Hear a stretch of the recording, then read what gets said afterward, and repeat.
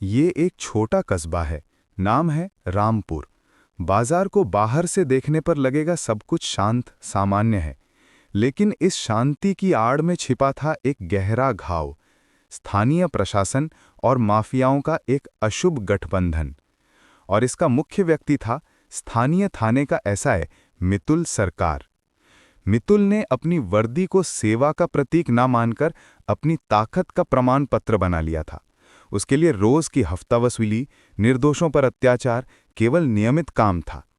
मितुल के इस लापरवाह दबदबे को रोकने के लिए चुपके से इस शहर में आई थी एक उच्च पदस्थ अधिकारी, आईपीएस त्रिशा मुखर्जी, जो सीबीआई स्पेशल टास्क फोर्स की डिप्टी कमिश्नर थीं। उनके आगमन का उद्देश्य केवल एक था, मितुल की ताकत का जाल काटकर उसके भ्रष्टाचार का अंतिम प्रमाण इकट्ठा करना।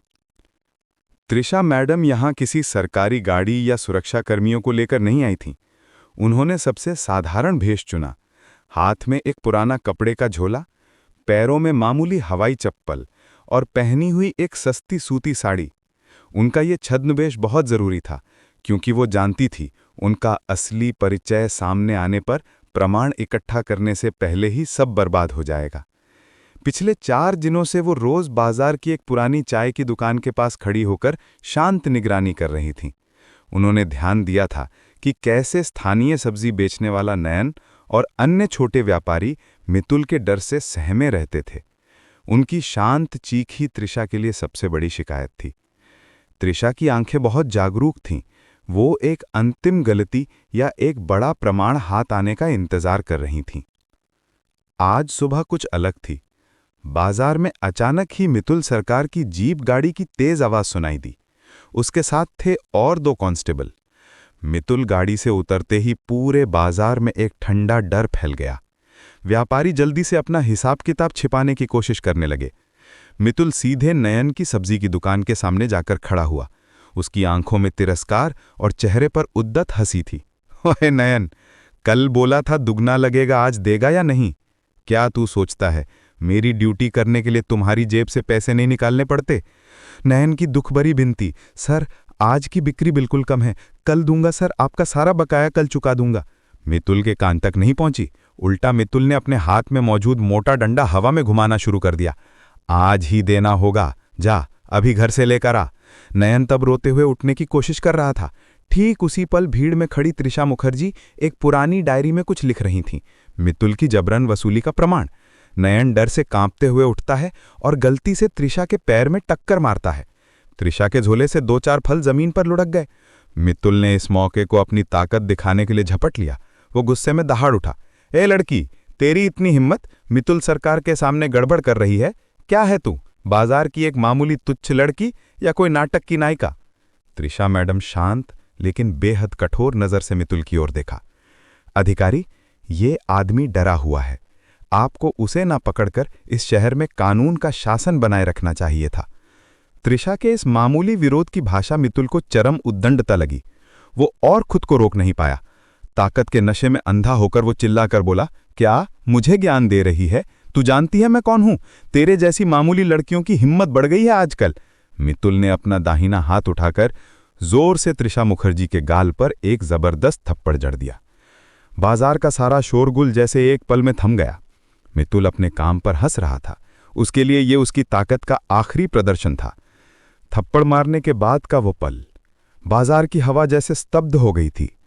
त्रिशा का गाल लाल हो गया, लेकिन उन्होंने अपनी आंख से एक बूंद भी आंसू गिरने नहीं दिया। उनकी आंखों में जल रहा था बदले की आग नहीं, बल्कि न्याय का कठोर संकल्प। मितुल सरकार अभी भी हंस रहा है। त्रिशा धीरे धीरे अपने कान से हाथ नीचे की और बेहद शांत लेकिन बेहद अधिकारपूर्ण स्वर में बोली, ऐसा है मितुल सरकार, आपने मुझे थप्पड़ मारा, लेकिन यह थप्पड़ सिर्फ मुझे नहीं लगा है, इस वर्दी के ऊपर लगा है। मैं IPS Trisha Mukherjee, deputy commissioner, CBI special task force हूं। मितुल के चेहरे की हंसी जैसे उसके गले में अटक गई। वो आंखें फटी रह गईं, शरीर कांप रहा था, जैसे वो समझ नहीं पा रहा था कि किसके सामने खड़ा है। ठीक उसी पल बाजार के अलग अलग कोनों से साधारण कपड़ों में लगभग 20 लोगों का एक दल एक साथ बाहर निकला। वो थे स्पेशल टास्क फोर्स के कमांडो। उन सबके हाथ में वॉकी टॉकी थे और उन्होंने मितुल को घेर लिया। एसआई मितुल सरकार की आंखों के सामने उसकी ताकत, उसका अहंकार, उसका सारा दबदबा जैसे एक पल में मिट्टी में मिल गया। त्रिशा मैडम तब और साधारण लड़की नहीं थी, वो एक आईपीएस अधिकारी थी। उन्होंने मितुल की ओर देखकर बेहद दृढ़ आवाज में बोला, आपकी ताकत आज के बाद से खत्म है मितुल सरकार। आपने एक निर्दोष इंसान पर दिनों दिन अत्याचार किया है और आज मुझे थप्पड़ मारकर साबित किया कि आप इस पवित्र सेवा के योग्य नहीं हैं। उसी पल त्रिशा मैडम की रिपोर्ट के अनुसार कमांडो ने एसआई मितुल सरकार और उससे जुड़े अन्य कांस्टेबलों को गिरफ्तार कर लिया। अगले दिन रामपुर थाने के एक बंद कमरे में मितुल सरकार के भ्रष्टाचार की सारी फाइलें खोली गईं। त्रिशा मैडम के छद्मवेश में इकट्ठा की गई जानकारी, नयन और अन्य व्यापारियों की गवाही सब एक धागे में बांधा गया। उसकी अवैध संपत्ति, माफियाओं के साथ उसका संबंध सब साबित हुआ। त्रिशा मैडम ने अपनी अंतिम रिपोर्ट में एक ही बात लिखी, एसआई मितुल सरकार का पतन केवल शक्ति के दुरुपयोग के लिए नहीं हुआ। उसका अहंकार उसे कानून के रास्ते से इतना दूर ले गया था कि उसने एक साधारण लड़की, जो उसने सोचा था, को थप्पड़ मारने में भी संकोच नहीं किया। कानून सबके लिए बराबर है, खासकर उन अधिकारियों के लिए जो कानून को अपनी संपत्ति समझते हैं। मितुल सरकार का अहंकार उसे नौकरी से, आज़ादी से और समाज के सम्मान से वंचित किया। नयन और रामपुर के आम लोगों को उस दिन राहत मिली।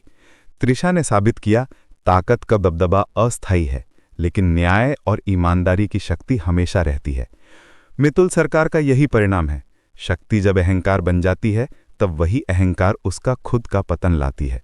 ये घटना रामपुर के लोगों के लिए एक शिक्षा बनकर रही। अन्याय के खिलाफ खड़े होने के लिए सिर्फ वर्दी नहीं, ईमानदार हिम्मत जरूरी है। अगर ये कहानी आप लोगों को पसंद आती है तो हमारे चैनल सब्सक्राइब करके साथ रहिए।